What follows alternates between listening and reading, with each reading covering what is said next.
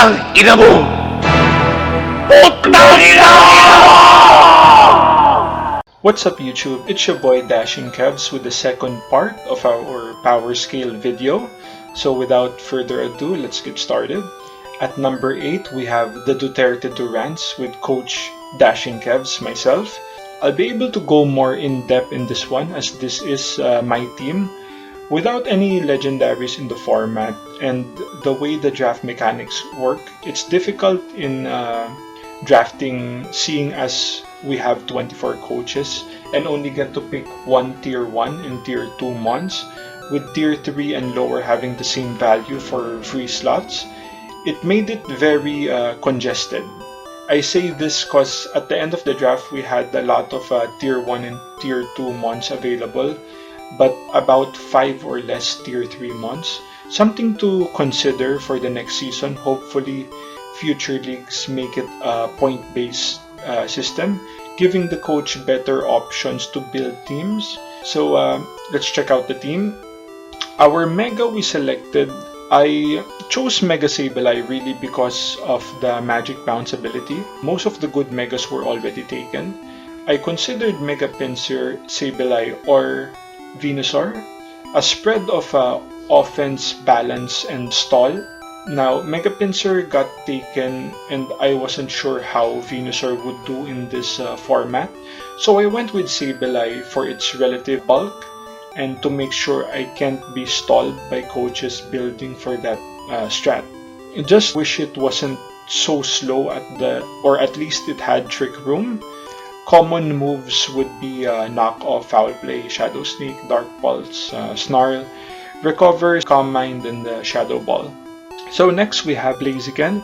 So for tier 1 I had my eye on Greninja, but it was drafted just before my turn, so I went with Blaziken for its speed boost, having a competent sweeper.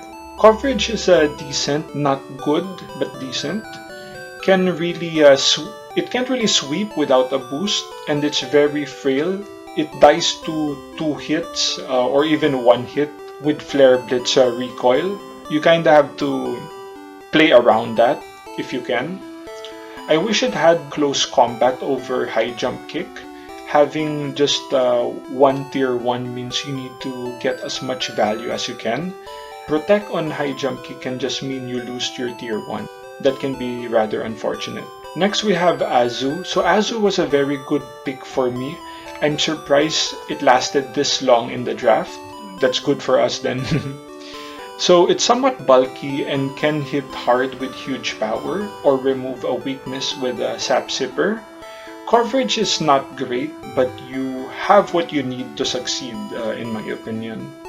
At first glance, Azu seems to be a monster with Belly Drum, but there are so many ways to play around it when it comes to sweeping. Azu has a harder time than most Megas. So if you compare it to like Mega Mens or Mega Gyarados, or not even Mega Gyarados, even just regular Gyarados, that can just win games after one setup, Azu has the ability to go +6 Aqua Jet to sweep, but in your setup turn requires you to lose half your HP. You will most likely lose Azu if it falls short of the KO. Those are like ways to deal with Azu. That's why it's very hard to prep for as well as prep using. Next we have Porygon 2. I got Porygon 2 just for a normal type or ghost immunity and for its bulk with Eviolite. So this one can be so hard to break if not prepared well. And access to great coverage in T-Bolt, Ice Beam, Toxic T-Wave, Recover, Foul Play, and it's just bulky and annoying. So it's just there to annoy the enemy if anything else, and get as much damage as possible. Next we have Quillfish, the God. I joke about this, but players still underrate this mon. It has more kills than Blaziken this season, so you know, all hail Lord Quill. Amazing move pool, it gets Intimidate. I drafted this just to have counter to T-Spikes and to spread my own if possible. Next we have Dugtrio, Dougie as I would like to call it, our grand type to deter mons from picking electric moves on Azu and Quill. Basically just a revenge killer. access to Arena Trap is mostly where its value comes from. It also gets access to rocks, so a great speed tier actually lets it revenge kill pretty reliably, in my opinion. Next we have Gligar. So I picked up Gligar just cause you typically want your ground type to be bulky, needing to potentially reset rocks, and Dougie has no bulk at all. So also serving as a ground immunity as well as an immunity to poison and paralysis. It gets access to rocks, defog. Unfortunately, I do get screwed with the game mechanic, being unable to run 2 Eviolites on 2 months. So Glider's value dropped significantly. Next mon, we got Volbeat, a prankster mon that can be annoying to deal with, especially to prep for. Having priority status helps avoid getting swept by setup mons. So potentially if you have like a Gyarados or Salamence out of control, you can just do a priority T wave to slow it down and give your team a chance to win. Next we have Stunfisk. So I actually nerfed my team trading Electros for Stunfisk. Reason for this was I wanted that bulky ground mon I was talking about earlier. Due to Gligar having to compete with Porygon as a bulky ground, because it's not that bulky without Eviolite, I decided to make the trade. Stunfisk thus has amazing coverage too and can surprise opponents. So I can't really talk about that too much, but the opponents I played against know what Stunfisk can do, definitely. Next we have Passimian, a standard fighting type that's on the faster side. Its role is mostly for U-turn pivot, chipping mons with CC, and can also sweep with a Scarf variant. Now that's the team. So the pros of the team, it has enough tools to win even unfavorable matchups. Decent speed tiers, basically just 2 fast mons, so I can deal with Trick Room well. I have a variety of sets to run. Access to T-Spike, Spikes, and Rocks can help cheap mons for a sweep. Azu and Quill does get priority Aquajet. Now the cons, so aside from Blaziken and Dougie, everything is really slow. So Porygon and Gligar are susceptible to knockoff. Similar weaknesses across majority of mons. Not good at sweeping or stalling. Access to pivot, but the mons that do that really struggle from the 4-move syndrome. So for those who don't know what the 4-move syndrome is, it's basically the mon has good moves that it wants to run, but it can't really run them all. Like, if it would be so much more effective if it had 5 moves, because it has that much value, but the limitation of the 4 moves really makes it could be lacking that key move that can turn the tides in a game. That's basically it. Let's go in and check number 7. Alright, so at number 7 we have the Mannheimer Machamps and Coach Haroon. Haroon is one of the other gods in the division. Let's take a look at the team. So we got Mega Gyarados. Now at first glance, it doesn't look like an overpowered Mega, but the mechanics of the league really help it greatly, having access to Intimidate and Moxie, since Mega Evolving is not mandatory. You could set up a DD, get a KO, get Moxie Boost, and continue. If the damage will fall short, you can Mega Evolve to bridge the gap. Dark type also gives it immunity from Prankster. I don't think it's fair that mons can access 2 different abilities in the game, but that's probably the reason the mon was drafted in the first place.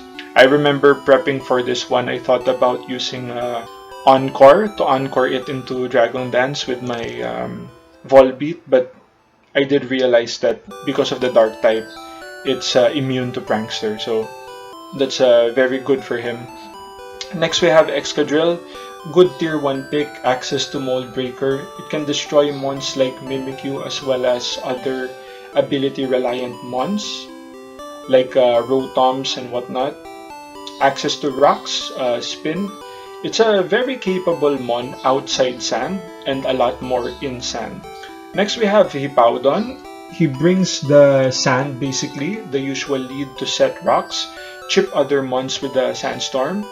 Overall decent tier 2 pick, access to reliable recovery, makes it hard to break physically. It also gets whirlwind for phasing, so you can't really set up properly in its face. Next we have Galvantula, a fast web setter, great speed deer, pivot options with a Volt Switch, somewhat accurate thunder because there is that small chance for it to miss, but it's gonna hit more often than not. It also gets Energy Ball for ground types and is weak to rocks. Now we have Delphox, good offensive typing, can hit physical and special due to Psyshock. Good speed tier, boosting options in Calm Mind. Another mon that's weak to rocks. I was actually surprised by Delphox when I watched a few games of Haroon, how he would use Calm Mind subset, predicting the opponent to switch. I didn't even know that Delphox had a good speed tier, so that was surprising for me. I may draft that mon in future leagues. Something to consider, definitely. Next we have Cradily, the mon that fits best in the team. Storm Drain just deters water moves that would be a no-brainer pick versus Hippo, Drill, Delphox, even Gyarados for the Scald Burn chance. So it's very bulky and access to reliable recovery, I believe Synthesis. Being slow kinda deters it, but normally most bulky mons are slow. It can also run like AV with Giga Drain to get recovery as well as being as bulky as possible. Next we have Beware, so a bulky fighting type for added coverage that checks mons that use contact moves. It's slow but can sweep when boosted with Bulk Up and Drain Punch. So this mon, depending on the matchup, if they have a lot of contact moves or mons that use contact moves, Beware can be such a nightmare to deal with. I've used this mon in the past, though it wasn't really successful. I did feel that if it got started, it was almost impossible to stop. That's very good considering it's one of the lower tier mons. Next we have Spiritomb, a unique defensive typing, also covers potential fighting moves that hits Cradily and Drill hard. Utility moves like Toxic, Will-O-Wisp, and Foul Play are things to watch out for. Despite being slow, it gets priority in Shadow Sneak, lack reliable recovery as well. That is something unfortunate for such a slow mon. Next one we have is Altaria. I don't know why it's here honestly, probably for clerk reasons. Could serve as a distraction for the team in team building purposes. The fact that it's week 7 and Haroon hasn't brought it yet says a lot about it. Next we have Mr. Mime. Mr. Mime's a very tricky mon. We don't see it often, and it has decent speed, good special attack. Typing gives it dragon immunity. So it's very frail physically and can be annoying with setting screens, trick, skill swap shenanigans. So as you may know, the mons that you don't really know what they're gonna do can be the threatening ones just because of the surprise factor and can really mess up your team building as a whole. Let's look at the pros. So the pros is the team is very straightforward and its win cons, setup hazards, chip with the pivot and the sandstorm, and Delphox drill or Gyara can sweep. Also has a tech with Mr. Mime to make slight differences in playstyles. Typing wise, the mons do a good job of covering each other's weaknesses. So that was a good draft by Haroon in terms of the typing coverage. Now the cons is having a straightforward team makes it easier to prep against. Standard sets are good but can struggle in bad matchups due to lack of options. The team is mostly physical. It lacks a reliable recovery as a whole, as well as pivot. I think the pivot mons that they have is just Galvantula, if I'm not mistaken. That's all for the Mannheimer matchups. So next we have, at number 6, we have the TW Panchams with the retired coach Stephen. Let's check out the mons. So we have Mega Venusaur, a bulky defensive mon. Getting access to Thick Fat removes the ice and fire weakness that are very common offensive types in the format. Can stall with Toxic, Leech Seed Protect, lacks coverage moves. Actually thought of a heat set here, running Chlorophyll Venusaur. Make it a setup sweeper with growth. EQ, Giga Drain, HP, Ice, or Fire. Next up, we have Greninja, arguably one of the best tier 1 picks. So it has amazing speed tier, probably the most difficult mon to deal with if the mons you drafted lack priority. Being able to go Pro Team and Ash makes team building a nightmare. Ashwin is basically a mega with the item. Amazing coverage. You can pick out whatever coverage the other ones lacks. So you can actually fit it well in any team. So any team would appreciate this mon. Next we have Togekiss. So Togekiss has a decent speed tier, good tier 2 pick overall. Can fulfill a variety of roles. Can be bulky stall, an offensive sweeper, support status, a wish passer, reliable recovery in roost, great typing, immune to ground and dragon, which are definitely common and threatening types. This one does too much, honestly. It can do too much and can win games when the opponent didn't prep well for it. Next we have Espeon, great speed tier. Access to magic bounce is annoying for hazard setters as well as status spreading ones. It basically shuts down stall. Access to Z Celebrate and stored power can 2-hit KO even resisted mons. Next we have Sock. So it's a decent offensive mon meant to check steel types. Has good coverage moves as well. It's pretty straightforward. One of the faster fighting times in the league itself. Next we have Alola and Raichu. Follows the trend of having a good speed tier. Ability is kinda useless without having Tapu Koko in the format. I guess you do have ways to setting that up yourself. Other sets you can run with Raichu. You can run Specs, T-Ball. Either way, the moveset is always great. Raichu's always had a very wide move pool, too much to mention. Also access to pivot options with Volt Switch. The only concern is being Psychic type means it drops to a Sucker Punch. Next we have Electivire. I think Electivire is actually an underrated mon. This can easily be tier 4, but for some reason it's untiered in the Smogon format. Has a decent speed tier, good offensive coverage. It actually has a very wide coverage. Can be physical or special.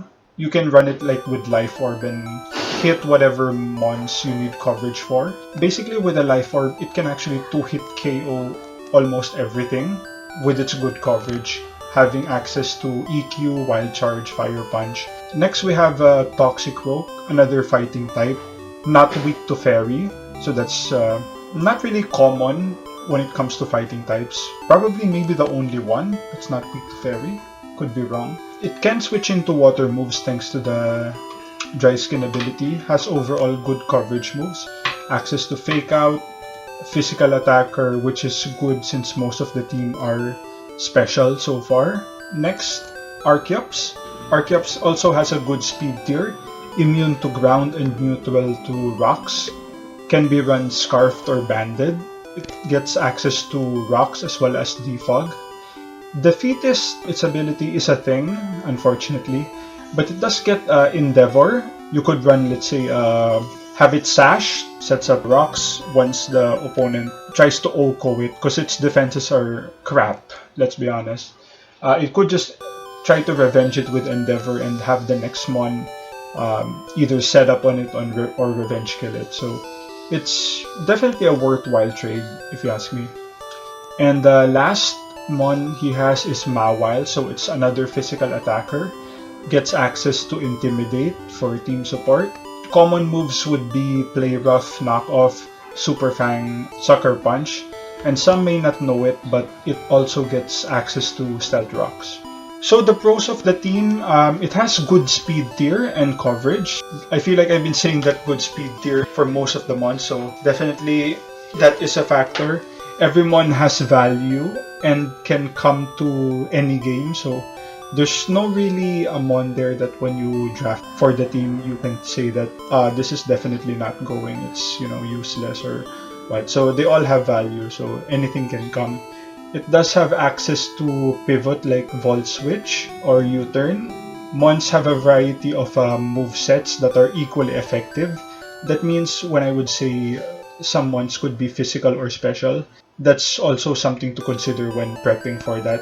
And it does get some reliable recovery with some of the mons. Let's check the cons for this team. So the team doesn't cover each other's weaknesses well. There is a lack of setup wall breakers. So despite having threatening mons, the damage output could be lacking if they're facing like a really fat team. The fast mons are very frail as well and can be beaten by priority. And despite Espion, the team has two defoggers, but you don't really want Togekiss to be the defogger. So it's more likely gonna be Archeops, which is, basically gonna be a sack if that's the case. That's it for the TW Panchams. Let's have a look at number 5. Alright, so for the top 5, we have the Frozen Flareons with Coach Yasuna. Now let's have a look at their mons. So we have Mega Sceptile. Godlike speed tier, probably needs Scarf to outspeed this. Decent move pool, can be physical or special. Gets boosting moves like Sword Stance or Work Up. Is able to break walls with Leaf Storm, Draco, and Outrage. So those will be like the common sets that you would find yourself against. Next one, we have Como. Now Como is just an okay tier 1 pick without the Commonium Z, but with it, it becomes probably the best tier 1 in the format. Being able to get that Omni boost is just too much, because you do have some ones that get Omni boost, but they don't have a base 600 stat total, so there's definitely more value there. Also, being able to resist Stealth Rocks, access to Drain Punch for recovery, gets Dragon Dance as well if ever it wants to run an all physical set, probably give the Z move to some other mon. Can also function as a mixed attacker because the attack and special attack it has is pretty good. With the lack of offensive fairies in the format, it makes Como easier to play, in my opinion. Next we have Ambipom, great speed tier. Gets Stab Fake Out, which gives, like free chip. Access to Skill Link and Technician are both great for this mon. Skill Link with King's Rock can come in clutch with flinches, Banded, and Scarf. It gets Pivot with U-Turn. It's similar to the Cincino, a little better version but a higher tier. Basically functions the same way. Try to deal as much damage as you can, as well as revenge killing with its great speed tier. Next we have Comfy, one if not the best tier 3 in the format. Plus 3 priority Draining Kiss and Giga Drain shuts down mons like Mega Medicham, Mega Lot, mostly all dragons, Mega Swampert, Tyranitar. It's just so much. Those two moves really covers almost a lot of very threatening mons. So it can also run Defog, become a Calm Mind Sweeper, access to team support like Aromatherapy, Recovery, and Synthesis. It's one of those mons that's hard to deal with, especially since it is Mono Fairy, which is probably, in my opinion, I think Fairy, I would say, is the best type overall in terms of like offense and defense. Now we have Ludicolo, the Rain Sweeper. It's normally run with either Expert Belt or Life Orb. It can surprise teams with AV to give it that extra bulk. Now, Grass, Water, Ice coverage means it can do neutral damage to about every mon in the format, especially the Water since it would be Rain boosted. Next we have Politoed, so this will be the Rain Setter. You're not really gonna see Ludicolo without Politoed, so you may be able to see Politoed without Ludi, but never Ludi without Poly. It's bulky it can be bulky defensive or offensive, like with Specs or even Z move.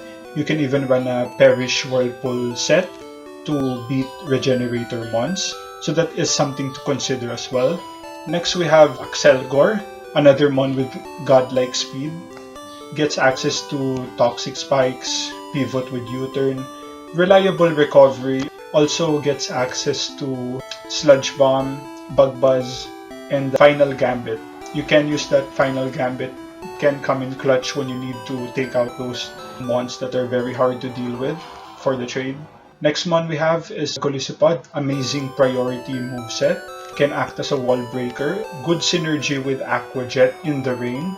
Unfortunately, emergency exit will always hold it back and makes it rely on priority to trade damage. Otherwise, it comes in on rocks, it takes a hit, definitely will be under 50, and then it just switches out. You may not get too much value with that if you're not using the priority moves. Next, we have Golurk. So Golurk will be the rock setter. One of these mons that is immune to normal, electric, and fighting. Access to ground coverage and all around physically bulky. This is another mon that's designed to just deal some damage, maybe get some rocks. It has a wide coverage with elemental punches, ghost stab, EQ as well. It can deal damage if it's not handled properly.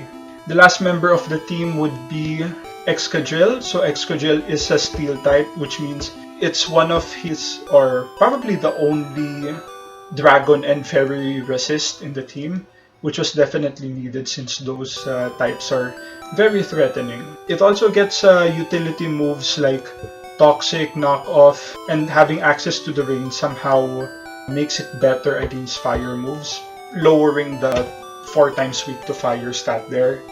The good thing about this is even though that Escadrille doesn't really have good stabs because steel and bug are not really good offensive types, it does have those utility moves to at least make something happen, punish certain ones. So that's the team. Now let's look at the pros. So the pros here, the team is hard to deal with without the hacks like adding flinch chance with Ambipom adds another layer of difficulty. Commonium Z always a threat that attracts so much attention that running Z moves on other mons can make team building hard because you're expecting the Z move on Como and then it's on something else and then all of a sudden you get flustered and make bad plays. One of the hardest things to prep for. The team is very offensive and has bulky switch-ins with the Escadrille, the Golurk, and such. Also, it gets a lot of priority. So the team has one of the most priority-capable teams in the league, access to 2 hazards with rocks and T-spikes, and can be threatening both physical and special. Now the cons, the team is relatively weak to flying, though flying is not really a prominent type in the format. Most mons have no reliable recovery and susceptible to T-spikes with no poison type to sponge it. And it also lacks pivot. So that's gonna be the Frozen Flareons. And part 2 of the power scale video. Check out the last part of the power rankings for the Alola division. Like, comment, and subscribe, and I'll see you in the next one.